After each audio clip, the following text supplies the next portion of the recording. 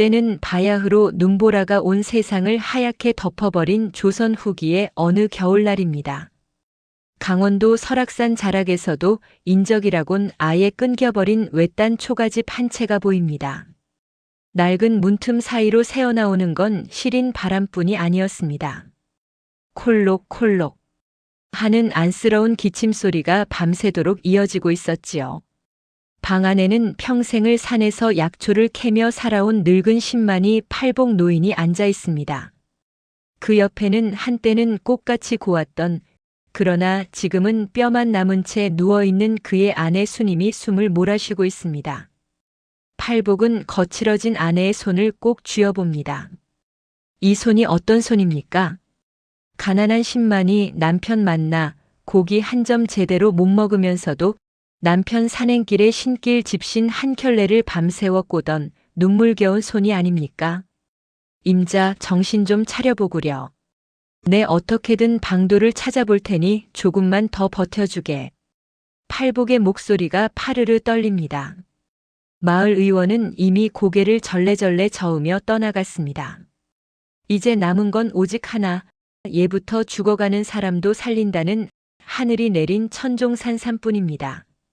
하지만 이 엄동설 안에, 그것도 짐승들도 숨어버린 이 험한 산속에서 산삼을 찾는다는 건 제 발로 저승길을 걷겠다는 소리와 다름없었지요. 날이 밝자마자 팔복은 낡은 괴나리 보찜을 챙깁니다. 녹슨 곡괭이 하나와 달아빠진 지팡이, 그리고 아내의 머리맡에 놓아줄 찬밥 한 덩이가 전부입니다. 문 밖을 나서려는데 아내가 기운 없는 손으로 팔복의 옷자락을 붙잡습니다. 가지 말라고, 그 험한 산에 갔다가 당신마저 잘못되면 나는 어쩌냐고 말하는 듯한 그 눈빛. 팔복은 차마 아내의 눈을 보지 못하고 억지로 손을 떼어냅니다. 걱정 마시오, 임자.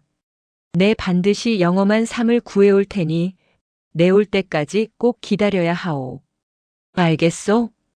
사정없이 몰아치는 눈보라 속으로 팔복의 굽은 등판이 사라집니다.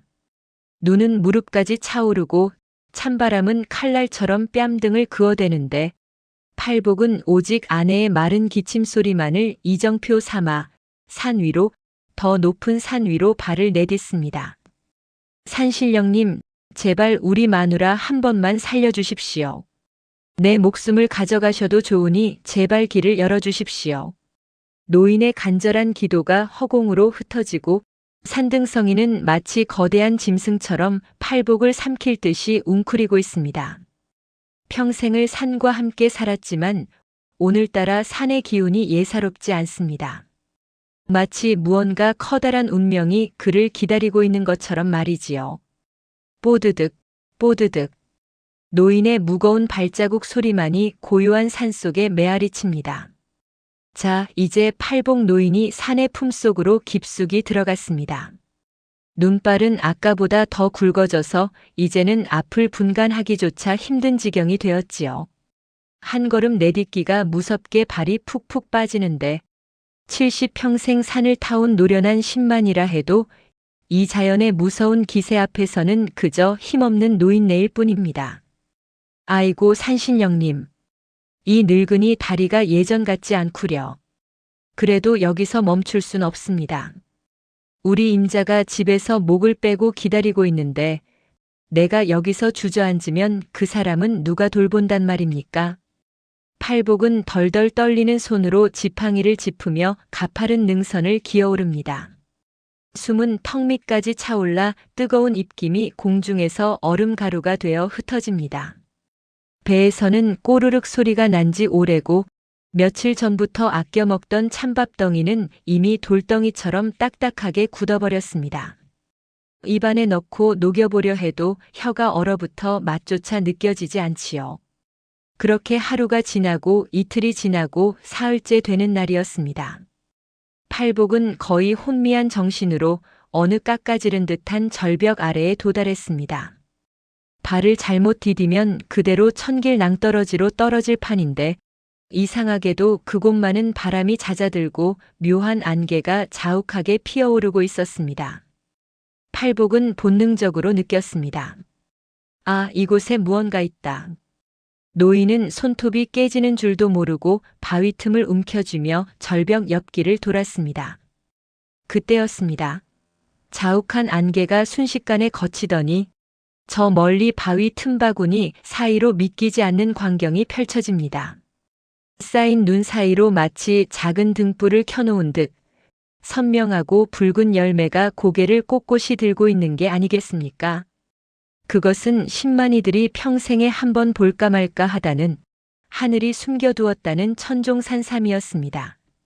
그 붉은 열매, 일명 딸이라고 부르는 산삼의 열매가 하얀 눈 위에서 피 맺힌 듯 선명하게 빛나고 있었습니다. 팔복은 가슴이 터질 것만 같았습니다. 신봤다. 신봤다. 목구멍까지 차오른 외침을 간신히 억눌렀습니다. 너무 크게 소리치면 이 기적 같은 광경이 꿈처럼 사라질까 두려웠던 게지요. 노인은 눈물을 펑펑 흘리며 무릎을 꿇고 삼을 향해 절을 올렸습니다. 산신령님 고맙습니다. 정말 고맙습니다. 이제 우리 마누라 살았습니다. 이제 우리 임자 그 지독한 기침 멈추고 따뜻한 밥 한 끼 같이 먹을 수 있겠습니다. 팔복은 떨리는 손으로 소중하게 간직해온 대나무 칼을 꺼냈습니다. 산삼은 쇠붙이가 닿으면 영험함이 사라진다고 해서 정성껏 깎아 만든 도구였지요. 조심스럽게 흙을 걷어내려는 찰나 갑자기 등 뒤에서 소름 끼치도록 차가운 기운이 확 끼쳐옵니다. 산 전체를 짓누르는 듯한 묵직한 공포가 노인의 뒷덜미를 낚아챘습니다. 바람조차 멈춘 정적 속에서 낮게 깔리는 짐승의 숨소리가 들려옵니다. 그르르, 그르르. 노인이 뻣뻣해진 목을 간신히 돌려 뒤를 보았습니다. 거기에는 황금빛 털에 검은 줄무늬가 선명한 집채만한 호랑이 한 마리가 서 있었습니다. 아니, 그것은 단순한 짐승이 아니었습니다. 눈에서는 시퍼런 안광이 뿜어져 나오고 발바닥 하나가 팔복의 몸집만한 이 산의 주인 호랑이 신령이었습니다. 호랑이는 마치 자신의 보물을 훔치려는 도둑을 노려보듯 무시무시한 이빨을 드러내며 팔복에게 다가오기 시작했습니다. 방금 전까지 맛보았던 환희는 온데간데 없고 이제 팔복의 눈앞에는 서늘한 죽음의 그림자가 드리워졌습니다. 천종산삼을 눈앞에 두고 마주한 그 거대한 존재 앞에서 팔복 노인은 숨 쉬는 법조차 잊어버리고 말았습니다. 호랑이, 아니 산신령의 사자라 불리는 그 영물은 살아있는 산 그 자체였습니다. 놈이 한 번 발을 내디딜 때마다 팔복의 발밑에 쌓인 눈더미가 웅웅거리며 진동을 합니다. 그놈의 몸에서 뿜어져 나오는 비릿한 야생의 냄새와 서늘한 살기는 노인의 오장육부를 얼려버리기에 충분했지요. 그르렁, 크어. 낮게 깔리는 그 울음소리는 땅속 깊은 곳에서 울려 퍼지는 지진 소리 같았습니다. 팔복은 평생 산을 타며 숱한 짐승을 만났지만 이런 기분은 처음이었습니다. 이건 사냥꾼이 짐승을 만난 느낌이 아니라 일개 인간이 거대한 신 앞에 선 것과 같은 압도적인 공포였습니다. 호랑이의 시퍼런 안광이 팔복의 눈을 꿰뚫듯 노려보는데 그 눈빛 속에는 감히 여기가 어디라고 발을 들이느냐는 노여움이 서려 있었습니다. 팔복은 덜덜 떨리는 손으로 옆에 둔 지팡이를 짚어보려 했지만 손가락 끝 하나 까딱할 힘이 들어가지 않았습니다. 머릿속이 하얘지면서 내 인생이 여기서 끝나는구나 하는 생각이 스쳐 지나갑니다. 저놈이 앞발 한 번만 휘두르면, 저 서슬 퍼런 이빨로 목덜미 한 번만 물면 내 늙은 몸뚱이는 그저 산짐승의 한 끼 식사거리가 되고 말 터였습니다. 호랑이는 서두르지 않았습니다. 마치 겁에 질린 사냥감을 천천히 감상이라도 하듯 팔복의 주위를 천천히 돌기 시작했습니다. 뽀득 뽀득 눈을 밟는 그 발소리가 마치 저승사자의 발걸음처럼 가슴을 때립니다. 팔복의 등 뒤는 깎아지른 듯한 낭떠러지였고 아픈 집채만한 호랑이가 막아섰으니 그야말로 진퇴양난, 풍전등화의 위기였습니다. 그 순간 호랑이가 갑자기 앞발을 높이 쳐들며 하늘을 향해 포효했습니다. 어흥! 산 전체가 뒤흔들리고 나무에 쌓였던 눈더미가 한꺼번에 쏟아져 내렸습니다. 그 서슬에 팔복은 뒤로 넘어져 엉덩방아를 찍고 말았습니다. 차가운 눈 속에 파묻힌 손이 시려왔지만 그보다 더 시린 것은 가슴 속에서 차오르는 절망이었습니다. 이 산만 있으면, 저 산만 있으면 우리 마누라가 살 수 있는데, 저 붉은 열매 한 입이면 우리 임자기침이 멎을 텐데. 팔복은 눈앞의 호랑이보다 저 삶을 두고 죽어야 한다는 사실이 더 원통했습니다. 죽음이 코앞에 닥쳤는데도 팔복의 머릿속에는 오직 하나, 홀로 방 안에서 차디찬 바닥을 긁으며 자신을 기다릴 아내 수님의 얼굴뿐이었습니다. 내가 죽으면 저 사람은 누가 돌보나. 내가 여기서 고깃덩이가 되어버리면 저 가여운 사람은 남편이 삶을 구해오기만을 기다리다 굶어 죽고 말 텐데. 호랑이가 이제는 결판을 내겠다는 듯 몸을 낮게 웅크리고 뒷발에 힘을 줍니다. 놈의 등 근육이 꿈틀거리는 것이 보입니다. 이제 곧 저 거대한 몸집이 공중을 갈라 팔복의 가슴팍을 덮치겠지요. 팔복은 절망에 겨워 눈을 질끈 감았습니다. 거친 숨소리가 코앞까지 다가왔습니다. 뜨거운 짐승의 콧김이 팔복의 얼굴에 닿는 순간 노인은 자신의 비명 대신 아내의 이름을 나지막이 읊조렸습니다. 임자, 미안하오. 내 먼저 가서 기다릴 테니. 노인의 눈가에서 뜨거운 눈물 한 줄기가 흘러내려 얼어붙은 뺨을 타고 흘렀습니다. 그 눈물방울이 눈 위에 툭 떨어지는 순간 산속의 모든 소리가 멈춘 듯한 기묘한 정적이 흘렀습니다. 호랑이는 당장이라도 덮칠 듯한 자세 그대로 멈춰서서 마치 인간의 눈물을 처음 보는 존재처럼 팔복을 가만히 내려다보기 시작했습니다. 죽음과 삶이 교차하는 그 찰나의 순간 설악산의 매서운 칼바람조차 숨을 죽이고 이 기이한 대치를 지켜보고 있었습니다. 천지가 개벽할 듯한 호랑이의 포효 뒤에 찾아온 정적은 오히려 죽음보다 더 무거웠습니다. 팔복 노인은 차가운 눈바닥에 엎드린 채 짐승의 서늘한 콧김을 이마로 느끼며 마지막 순간을 기다렸지요. 그런데 이상한 일입니다. 금방이라도 목덜미를 찰 것 같던 그 무시무시한 이빨이 느껴지지 않는 겁니다. 노인이 떨리는 눈꺼풀을 간신히 들어올리자 호랑이는 앞발을 든 채 그 커다란 황금빛 눈동자로 노인을 가만히 굽어보고 있었습니다. 그 눈빛은 아까의 분노가 아니었습니다. 무언가 묻는 듯 하기도 하고 인간의 깊은 속내를 꿰뚫어 보는 듯한 기이한 지혜가 담겨 있었지요. 팔복은 깨달았습니다. 아, 이놈이 내 목숨을 거두기 전에 내 마음을 시험하고 있구나. 죽음의 공포가 극에 달하니 오히려 정신이 맑아졌습니다. 노인은 바들바들 떨리는 몸을 일으켜 호랑이 앞에 정좌하고 앉았습니다. 그리고는 옆에 두었던 산삼 보따리를 천천히 호랑이 발치로 밀어놓았습니다. 산신령님, 대산의 주인이시여. 내 당신의 보물을 탐낸 죄에 죽어 마땅하다는 것을 잘 압니다. 내 몸을 갈기갈기 찢어 당신의 배를 채우신데도 내 아무 원망 않으리다. 하지만 말이오. 팔복의 목소리가 젖은 낙엽처럼 떨리며 메아리칩니다. 노인은 가슴을 쥐어짜듯 말을 이어갔습니다. 저기 산 아래 평생 나 같은 못난 놈 만나 손에 물 마를 날 없던 내 마누라가 있소. 시집 올 때 가져온 비단 옷 한 벌은커녕 남의 집 행랑채 전전하며 보리밥 한 그릇 배불리 못 먹여준 불쌍한 사람이요. 그 사람이 지금 이름 모를 병으로 숨이 넘어가고 있소. 내가 없으면 그 사람은 지키는 이 하나 없이 차디찬 방에서 홀로 죽어갈 것이요.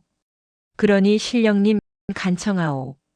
나를 지금 당장 잡아먹어도 좋으니 제발 저 산만큼은 내 아내 입에 들어갈 수 있게 해주시오. 내 시체라도 저 산 아래 집 마당에 던져주시면 동네 사람들이 내 몸뚱이를 치우다 저 삶을 발견해 내 아내를 살려주지 않겠소? 내 죽어 귀신이 되어서라도 당신의 은혜는 잊지 않겠소. 팔복은 말을 마치고 눈 위에 머리를 박으며 절을 올렸습니다. 뜨거운 눈물이 눈바닥을 녹이며 뚝뚝 떨어졌습니다. 그것은 살려달라는 비굴한 구걸이 아니었습니다. 자신의 목숨을 제물로 바쳐서라도 아내를 살리겠다는 지독하고도 숭고한 남편의 사랑이었습니다. 그때였습니다. 갑자기 주변의 안개가 황금빛으로 소용돌이치기 시작했습니다. 눈을 뜰 수 없을 만큼 강렬한 빛이 번쩍이더니 팔복의 귀에 호랑이의 울음소리 대신 인자하면서도 위험 있는 노인의 허허로운 웃음소리가 들려왔습니다. 허허허, 참으로 기묘한 인연이로다. 금수보다 못한 인간들이 판치는 세상에 제 목숨보다 아내를 귀히 여기는 신보를 가진 자가 아직 남아있었단 말이냐. 팔복이 조심스레 눈을 뜨자 집채만한 호랑이는 간데없고 흰 수염이 가슴까지 내려오는 신선 같은 노인이 지팡이를 짚고 서 있었습니다. 노인의 등 뒤로는 아까 그 호랑이의 형상이 안개처럼 은은하게 감돌고 있었지요. 신령은 자애로운 미소를 지으며 팔복의 어깨를 두드렸습니다. 내 정성과 사랑이 설악산의 노여움을 녹였느니라. 산의 보물은 임자가 따로 없는 법. 오직 그 가치를 아는 자에게만 허락되는 것이니 어서 그 삶을 거두어 가거라. 내 아내를 향한 그 마음이 곧 세상에서 가장 귀한 영약이니라. 말을 마친 신령이 소매를 한번 휘두르자 팔복의 눈앞이 다시 하얀 안개로 뒤덮였습니다. 정신을 차려보니 신령은 온데간데 없고 그 자리에는 아까보다 더 붉게 빛나는 산삼만이 정갈하게 놓여 있었습니다. 팔복은 이것이 꿈인지 생시인지 분간할 수 없었으나 가슴속 깊은 곳에서 차오르는 뜨거운 감동에 다시 한번 산을 향해 엎드려 절했습니다. 고맙습니다, 신령님. 고맙습니다. 노인의 외침이 봉우리를 타고 넘실거리며 아내가 기다리는 마을을 향해 달려갔습니다. 안개가 서서히 걷히고 정신을 차려보니 팔복 노인의 손에는 어느새 흙 묻은 천종산삼이 소중히 들려 있었습니다. 아까의 그 호랑이도 인자한 모습의 신령님도 마치 한바탕 꿈이었던 것처럼 사라졌지만 노인의 품 안에서 느껴지는 묵직한 산삼의 온기만은 결코 꿈이 아님을 말해주고 있었지요. 팔복은 신령님이 사라진 허공을 향해 다시 한번 깊숙이 고개를 숙였습니다. 고맙습니다. 참으로 고맙습니다. 이 은혜 평생 잊지 않고 착하게 살겠나이다. 팔복은 산삼을 품속 깊이 제 심장과 가장 가까운 곳에 품었습니다. 내려오는 길은 올라갈 때보다 훨씬 수월했습니다. 신기하게도 그토록 매섭던 칼바람이 잦아들고 노인의 굽은 다리에는 어디서 생겨났는지 모를 새 힘이 솟구쳤습니다. 마치 보이지 않는 산의 정령들이 노인의 앞길을 호위하며 눈길을 다져주는 듯 했지요. 마침내 도착한 오두막집. 팔복은 숨이 턱 밑까지 차올랐지만 쉴 틈도 없이 부엌으로 달려갔습니다. 정성껏 달인 삼의 향기가 온 집안을 가득 채웠습니다. 팔복은 숟가락 끝이 떨릴세라 조심조심 잠든 아내의 입술 사이로 그 귀한 약물을 흘려넣었습니다. 한 방울, 두 방울. 아내의 창백했던 얼굴에 이내 은은한 복숭아빛 생기가 돌기 시작했습니다. 그날 밤이 지나고 동쪽 하늘에 먼동이 틀 무렵 기적이 일어났습니다. 콜록. 짧은 기침 소리와 함께 아내가 천천히 눈을 뜬 것입니다. 임자, 나 때문에 그 험한 산을 다녀오신 게요. 아내의 목소리는 비록 가늘었지만 죽음의 문턱을 넘어온 생명의 소리였습니다. 팔복은 아내의 손을 부여잡고 아이처럼 엉엉 울었습니다. 살았소, 임자가 살았어. 산신령님이 당신을 살려주셨소. 그 후로 마을에는 신비로운 소문이 퍼졌습니다. 평생 아내만 바라보고 산 늙은 신만이가 호랑이 신령을 감동시켜 죽어가는 아내를 살려냈다는 이야기였지요. 권세 있는 부자들이 그 영험한 삶을 어디서 캤느냐며 황금을 들고 찾아왔지만 팔복은 그저 허허 웃으며 고개를 저었습니다. 그 삶은 산신령님이 오직 내 아내의 목숨값으로 주신 것이니 돈으로 살 수 있는 것이 아닙니다. 세월이 흘러 두 노부부는 머리가 팥뿌리가 되도록 서로를 아끼며 오래도록 행복하게 살았습니다. 사람들은 이들을 보며 말했습니다.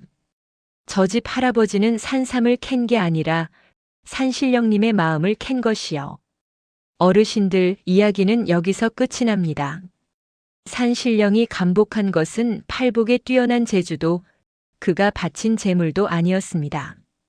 오직 내 아내를 위해서라면 내 목숨도 아깝지 않다는 그 순수하고 지독한 사랑 하나였지요.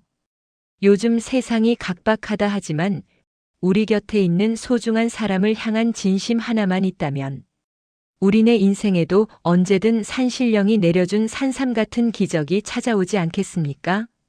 오늘 돌아가시는 길에 옆에 있는 짝꿍 손 한번 꼭 잡아주시면서 고맙소 한마디 건네보시는 건 어떨까요? 오늘 이야기가 마음에 드셨다면 구독과 좋아요 한번 눌러주시고요. 긴 이야기 들어주셔서 감사합니다.